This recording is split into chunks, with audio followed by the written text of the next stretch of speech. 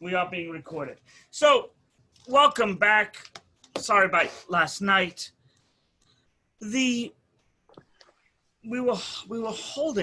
been discussing chapter 7, by the way, of Shai Yichud. So the Alter Rebbe was saying that there's two types of unities. There's a higher level unity, and there's a lower level unity, and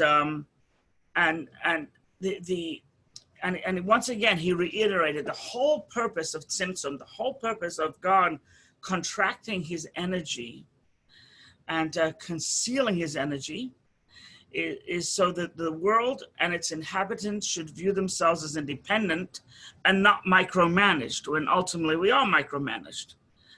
And so he reiterated that, and then he went into something else. He said that it's known to all. If you remember, he said that the purpose God created the world. Why would God create the world? So the purpose he created the world, the reason why he created the world, was in order that godliness should be revealed below in this world. Right? So godliness is not apparent, and godliness should become apparent. And he says that you can only be a king over people. You can only be a king over people. You cannot be a king over your children. You cannot be a king over noblemen. You can only be a king over your children. So so he needs a people. Otherwise, he's a king of nothing. So this level of kingship is the last building block that allows us to have a connection with God, and ultimately it allows godliness to become apparent down here.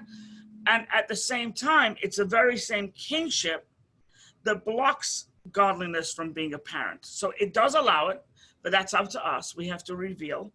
And so when we were saying, so Malchus is part of the Tzimtzum process. Malchus is part of the reduction of energy from Hashem. So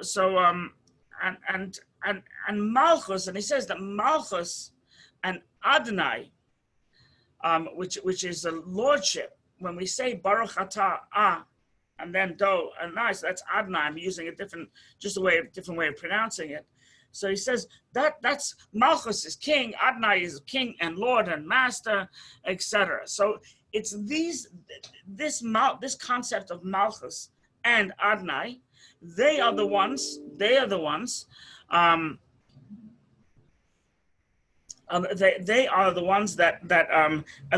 bring.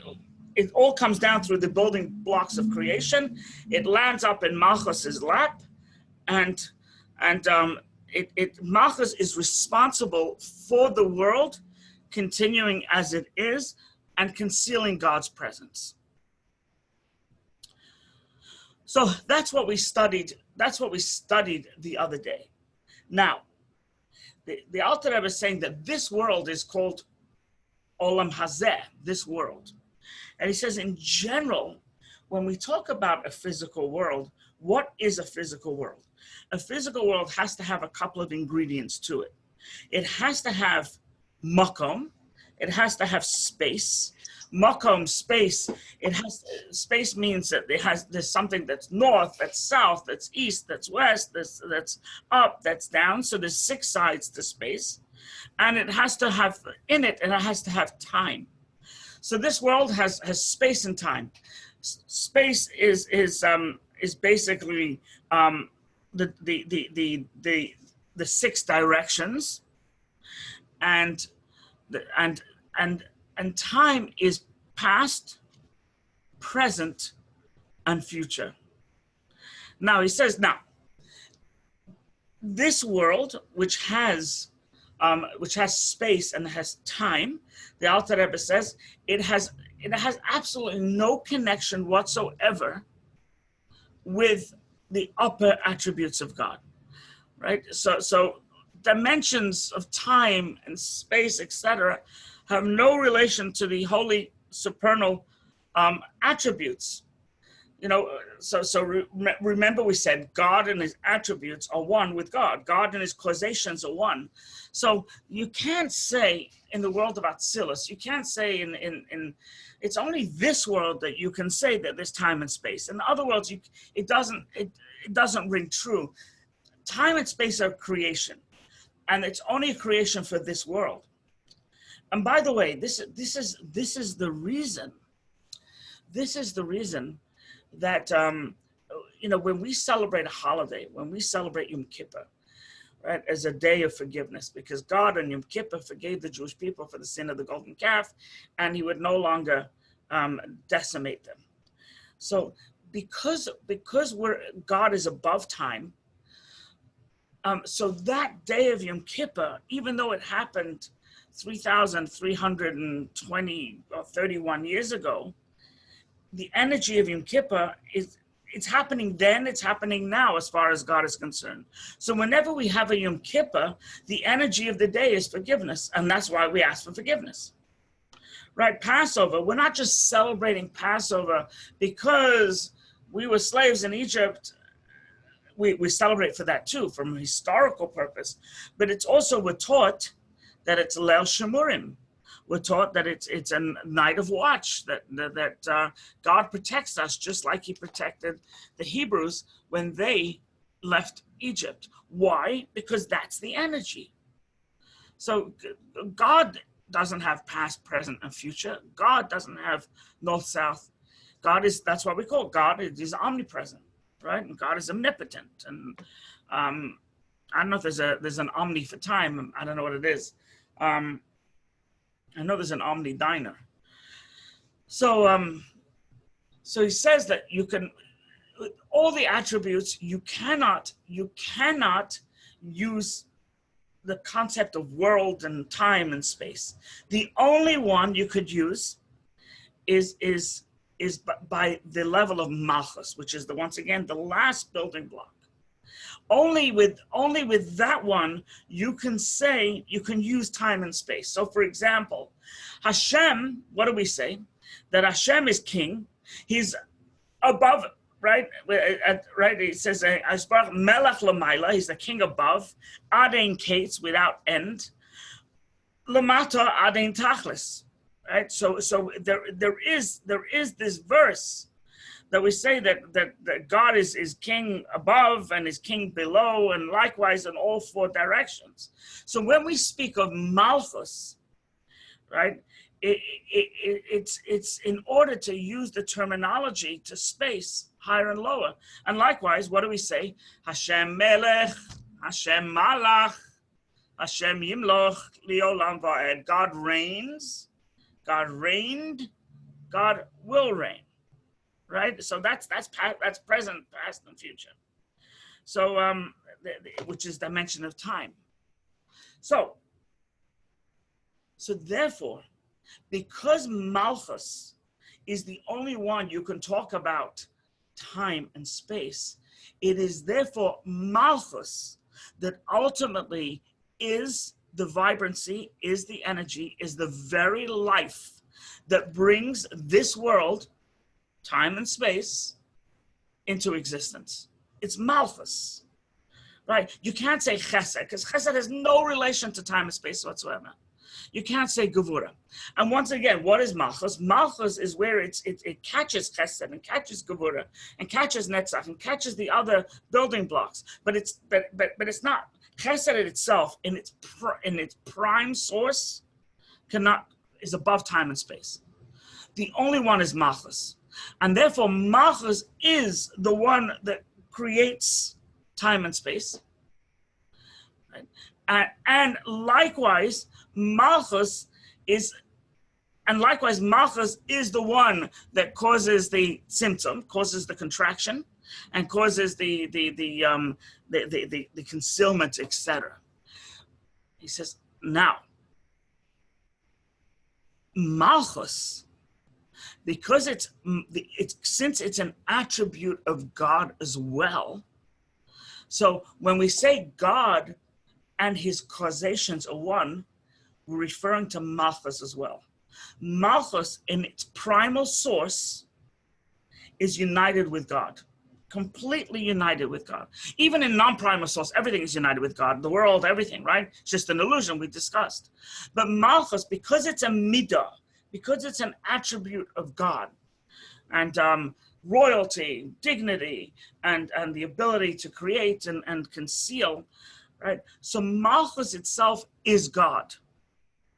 So therefore, Malchus, before it starts its descent, and remember, incorporated in Malchus is time and space, because that's the only one that you could even have a clue.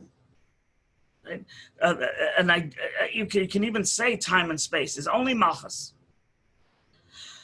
because a king has a relationship with the world. A king has a relationship with his people. But before Malchus descends, while it's still in its source, before contraction, before concealment, Malchus, time, space, symptom, which once again, it didn't happen yet, but everything is one with God and a very high level of unity. And when we say the high level of unity, what we mean to say is Malchus before it did its symptom. So Malchus pre-symptom. Malchus, which incorporates time and space. Malchus, which incorporates creating from nothing into something. Malchus, which incorporates the level of concealment and contraction and restraining, and right. He says it is completely bottled b'metzias. It is one with God. And that's, so as long as Malchus exists in a state, right, of complete union with God's essence and being, space and time, source of all the worlds, right? So it says utterly nullified relative to God. And that's called high-level unity before Tzimtzum. And the Alter Rebbe introduces something to us. He calls it Shiluv. Shiluv, basically, he says that you have a name of God, the Yud and the Hey and the Vav and the Hey, right? So there's 4 letters of God. Adonai is 4 letters, right? So he says that if you intersperse the Yud for God's name, Aleph for the first letter in Adonai, then you have the Hey, then you have the Dalet, then you have the Vav, then you have the Nun. So it's Shiluv. It's when God puts 2 names together, we have to look at which one is the dominant one. So when this comes first, when the Tetragrammaton comes first before the Aleph, Dalet, Nun, Yud, but the first is the Yud and not the Aleph, not vice versa, because that is what you call high-level unity. Because ultimately, the God, the transcendental name of God, because the Yud Hey and the Vav Hey indicates that God transcends time. He was, he is, and he always will be. That is what Yud Kei Vav Kei means. He's transcendental, nothing to do with time. So that, when that name precedes Adonai, that is the high level of unity. Everything is in its source, and nothing has left its source. Once again, we have to make clear that even when it does leave its source, it's still completely nullified to God, except that, we feel a little independent. But before it leaves its source, right, there's no feelings of independence. It's complete, total, and utter unity. There's always unity. There's always unity. Once again, God is not a composite. We're not taking different Lego pieces and putting it together. There's always unity. The question is it higher level or lower level? They're both unified. Both is just God. Is it pre-Tzimtzum or post-Tzimtzum? Pre-Tzimtzum is the high level of unity. Post-Tzimtzum, as I'll explain, is the lower level of unity. So that's the high level of unity. And now the Alter Rebbe, any questions on that, by the way? Okay. So just gonna take a drink.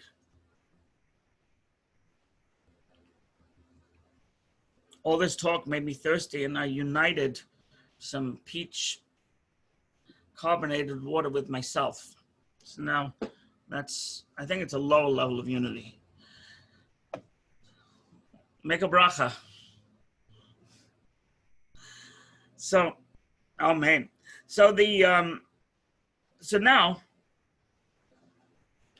so he says, however, so that's the high level of unity. What is the lower level of unity? Is when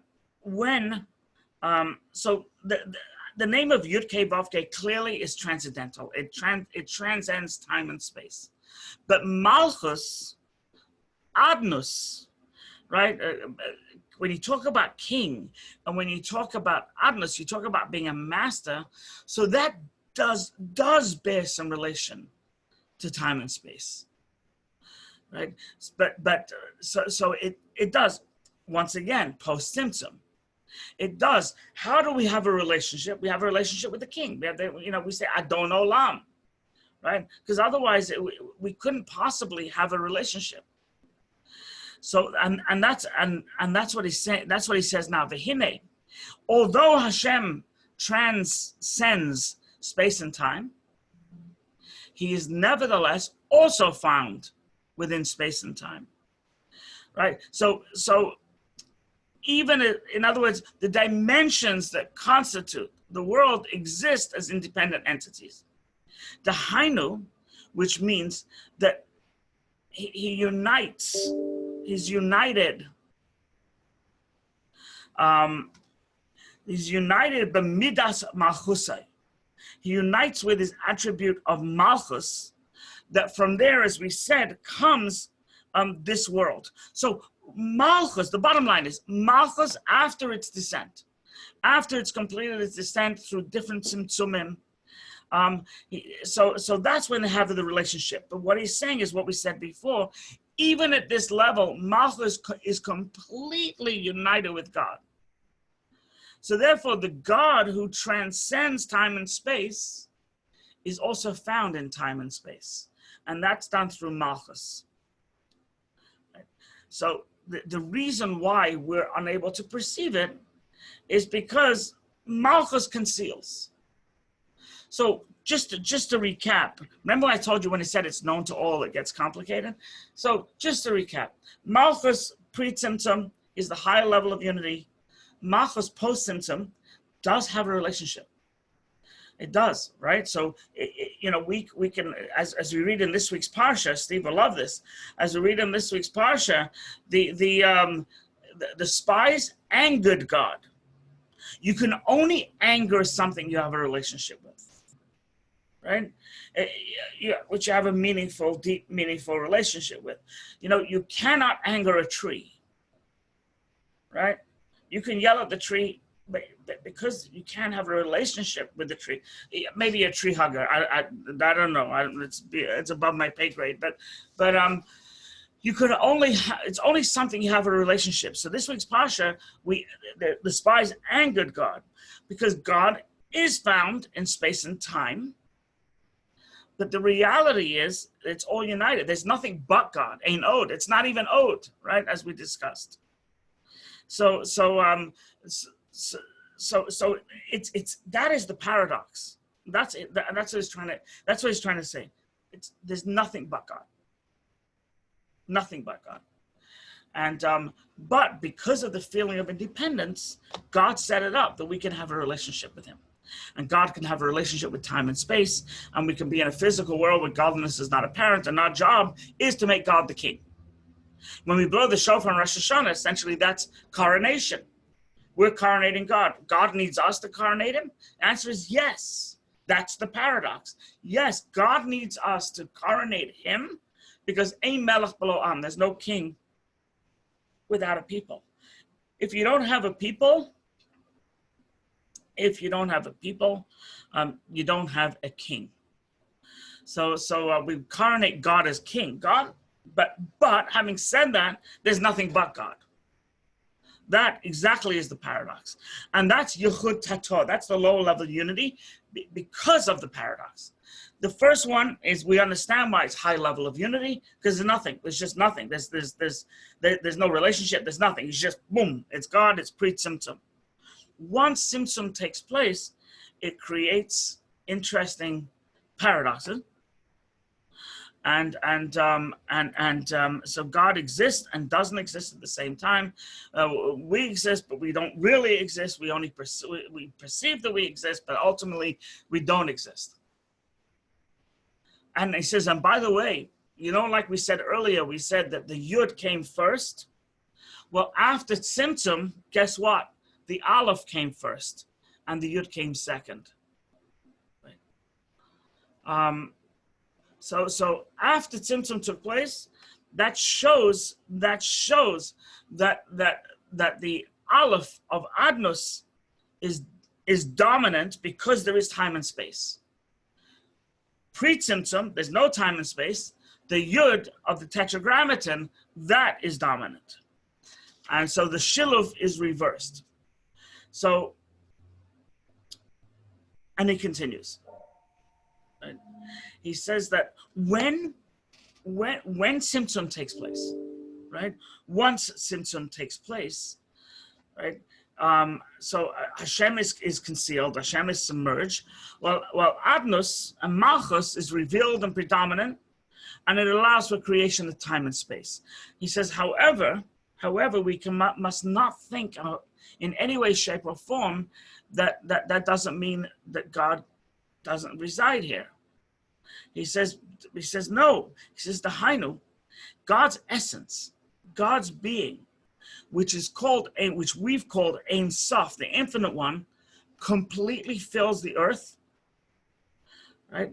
Bisman umaka, in time and spatially. Right? So God, time and space is God. Is God. It's God's creation from nothing to something.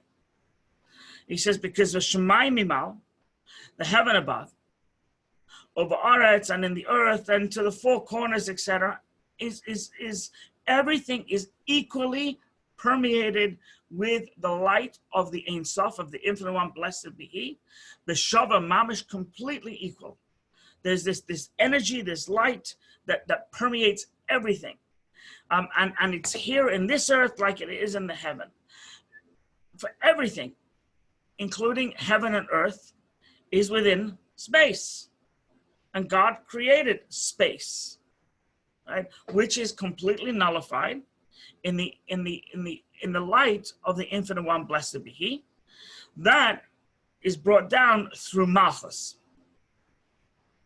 So in relationship to the Ein Sof light, right, which completely transcends time, completely transcends space, there exists no difference between heaven and earth, right? From God's perspective, there is no difference, period. And that's what he's saying. From the perception of God, and in relationship to the Ein Sof light, heaven and earth are all the same, right? God is found equally in heaven. God is found equally in earth. And he says, but it's not nullified because of Malchus. Because Malchus is the level of Tzimtzum. Malchus is the attribute that contracts God's light, and it conceals God's light. And in order that time and space shouldn't be nullified out of existence. Because once again, if God is present, God is in your face, there could be no time and space. So therefore, you need Malchus in order for the world to feel independent. And then he goes into something else. So to sum up, regardless of Yichud Ilah, the high level of Yichud, regardless of the lower level of yichud, regardless, it is a godliness is the only thing that's here is godliness. The only difference being is that one is called higher, one is called lower, because one is post-symptom. But just because, and this is the point of this whole exercise, just because there's symptom doesn't mean that God's light doesn't permeate the world. It does, but we don't feel it because there's curtains up, and there's symptom, there's contraction. But God is here just like He's there, except there's symptom. So because of symptom, space and time feel independent. We feel independent. And God set it up this way because otherwise there was no way for us to reveal godliness in a world, because without symptom, once again, God would just completely overwhelm this world, and nothing would exist, feel that they exist independently. So therefore, God made Malchus, which is synonymous with symptom, in order for us to feel independent, and then to say, we welcome God here. God is here. But we want to reveal God, move away some of the, blow off some of the dust, move away some of the cloth, et cetera, and that way we'll be able to have a relationship with God at the level of kingship. God is our King. Any questions? You have a general definition of symptom? Contraction. When you go to Europe, and you can't just plug in your outlet. You can't just charge your phone in their outlet.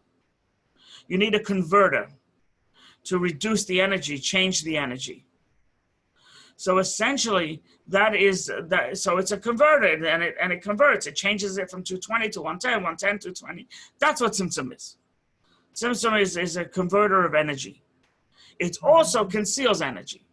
In addition to convert, it conceals. Isn't it the idea that it conceals Hashem, knowing that He's there under it, that you just can't exactly touch Him?